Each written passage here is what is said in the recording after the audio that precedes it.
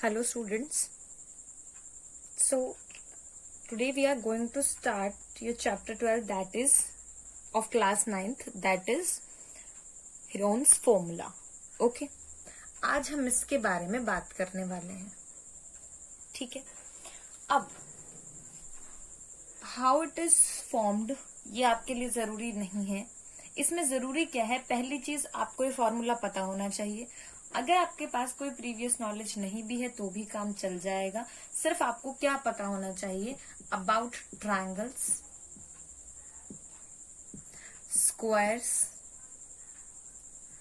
And type of triangles. अब देखिए हमारे पास जो ट्रायंगल होता है उसके कितने टाइप होते हैं. Equilateral, okay, isosceles and scalar. Okay. One more thing is here, that is your right angle triangle. Angle triangle. Okay. अगर हम राइट एंगल ट्रायंगल की बात कर रहे हैं, this one is your right angle triangle, जिसमें आपको पता है कि आपका एक एंगल जो होता है वो क्या होता है, 90 डिग्री होता है. और इसका एरिया निकालने के लिए हम फॉर्मूला यूज करते हैं हाफ बेस इनटू हाइट. इस फॉर्मूले को हमने यूज किया है. ओके. अब कई बार क्या होता है कि आपको हाइट गिवन नहीं होती है, कई बार आपको हाइट नहीं पता होती और ना ही आपको ये पता होता हाउ टू कैलकुलेट इट. ठीक है. आइसोसेलेस ट्रायंगल में आपकी कोई दो साइड्स इक्वल, इक्विलेटरल में आपकी तीनों साइड्स इक्वल. ठीक है. और स्केलर में आपके पास क्या होता है, तीनों ही साइड्स आपकी क्या होती हैं, डिफरेंट. ठीक है. हमने डिफरेंट टर्म्स को निकालने के लिए डिफरेंट फॉर्मूलेज का यूज किया है, depend on the geometry of the figure. ठीक है ना, कि वो जो फिगर है वो किस तरीके का है. ठीक है. जैसे पैरेललोग्राम के लिए आपको पता है ये हमारा पैरेललोग्राम होता है, इसके लिए हमने बेस इनटू हाइट यूज किया हुआ है. After that if you are talking about square, जो स्क्वायर है उसके लिए हमने साइड इनटू साइड यूज किया है. ठीक है. After that we have rectangle, हमने लेंथ इनटू ब्रेथ को यूज किया हुआ है. ठीक है. इसी तरीके से अगर हम ट्रायंगल्स की बात करें तो कई बार ऐसा होता है कि आपकी तीनों साइड्स जो हैं वो कुछ इस तरीके से गिवन होती हैं. ये आपका ट्रायंगल होता है, ये आपको गिवन होता है, जिसमें तीनों साइड्स आपकी क्या होती हैं, डिफरेंट. तीनों साइड्स कैसी होती हैं बच्चे, डिफरेंट होती हैं. ठीक है. और आप हाइट भी कैलकुलेट नहीं कर सकते इजीली. ठीक है. तो इस चीज के लिए हम यूज करते हैं किसका, हेरॉन्स फॉर्मूला का. ठीक है. इस तरीके के टिपिकल फिगर्स के लिए इस फॉर्मूले को दिया गया था. That is given by the a mathematician, scientist, and this mathematician is for applied mathematics. ये अप्लाइड मैथमेटिक्स पे काम करते थे, यानी कि एप्लीकेशंस पे, थ्योरी पे नहीं, एप्लीकेशंस पे काम करते थे. ठीक है. और his name is Heron. Okay, Heron, and that is why the formula name, इसका जो नाम है इनके द्वारा दिया गया था, इसीलिए इस फॉर्मूले का नाम जो है वो क्या है, Heron's formula. Okay. After that, अब इस चीज को अप्लाई कैसे किया जाता है और किस तरीके से इसका यूज है ये हम देखेंगे. इसमें आपको किस चीज की नॉलेज होनी चाहिए, फर्स्ट ऑफ ऑल आपको स्क्वायर्स, ठीक है, नंबर्स का, I am talking about numbers, square root, इनके बारे में पता होना चाहिए. किस तरीके से इन्हें कैलकुलेट किया जाता है, किस तरीके से इन्हें सॉल्व किया जाता है. ठीक है. Now let us talk about your formula. In this area is given by S minus A, S minus B and S minus C. Right. Now what do you mean by S, A, B and C. जो आपका S होता है ये होता है आपका semi perimeter. ये क्या होता है आपका, semi perimeter. Okay. A, B और सी आपकी क्या होती हैं, साइड्स ऑफ ट्रायंगल. ठीक है. Sides of triangle. Now what do you mean bye semi perimeter. देखिए पेरीमीटर, पहले हम बात कर लेते हैं पेरीमीटर की. जो पेरीमीटर होता है उसका मीनिंग क्या होता है कि जो तीनों साइड्स है उन्हें सम कर दो, यानी पेरीमीटर हम we are talking about boundary. हम किसकी बात करते हैं? बाउंड्री की बात करते हैं, ठीक है। अब अगर मैं पेरीमीटर की बात करूं तो अगर मैं इस ट्रायंगल की बात करूं तो ये हो जाएगा a प्लस बी प्लस सी।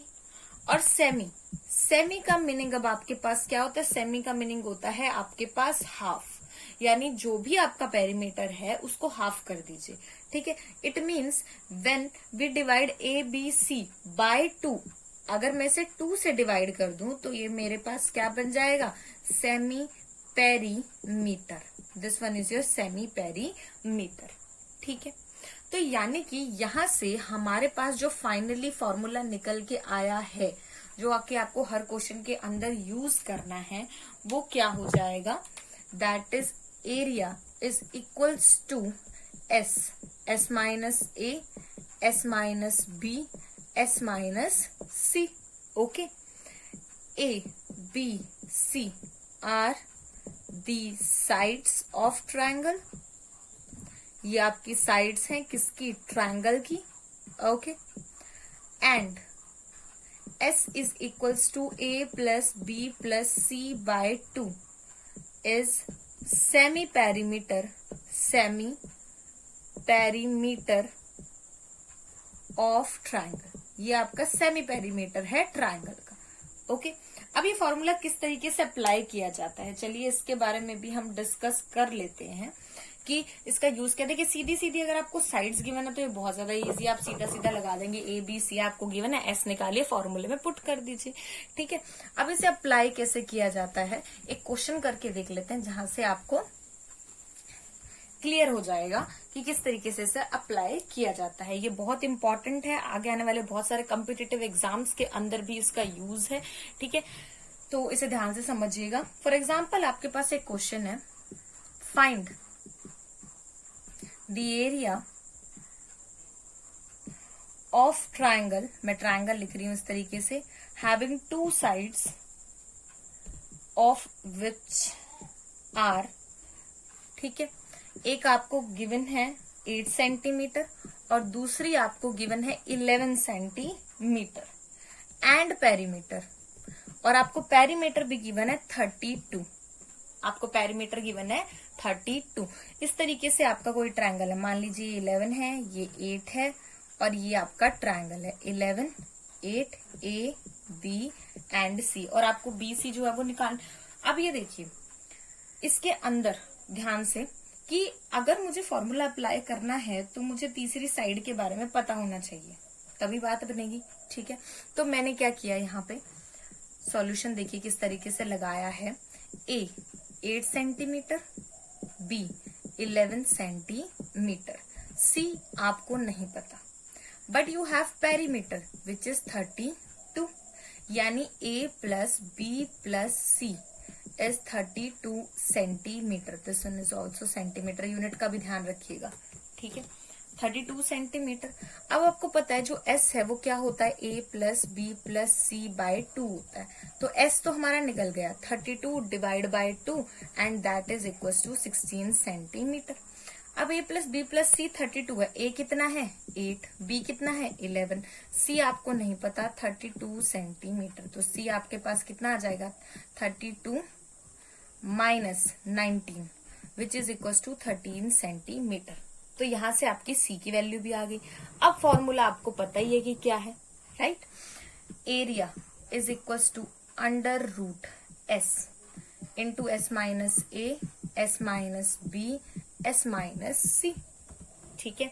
ये क्या है आपका एरिया। तो ये आपके पास कितना हो जाएगा, ये हो जाएगा 16 इंटू 16 माइनस ए यानी 8, 16 minus 11 and 16 minus 13, 16 minus 13। Okay, अब देखते हैं कि आपके पास ये कितना आ जाता है।